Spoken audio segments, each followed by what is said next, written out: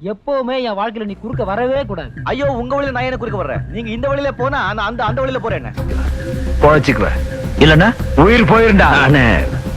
ஏதோ சின்ன பிள்ளை தெரியாதனமா பேச. நீங்க போங்க. இனிமேல எங்களால பொறுத்துக்கிட்டு இருக்க முடியாது. யாரும் உணர்ச்சி வசப்படாதீங்க. மாணிக்கம்,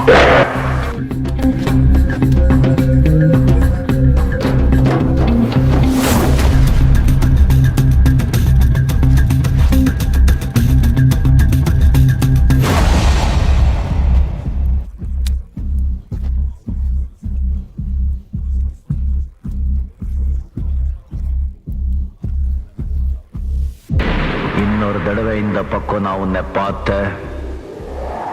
இடத்துலயே குழி தோண்டி புதைச்சிடுவேன்.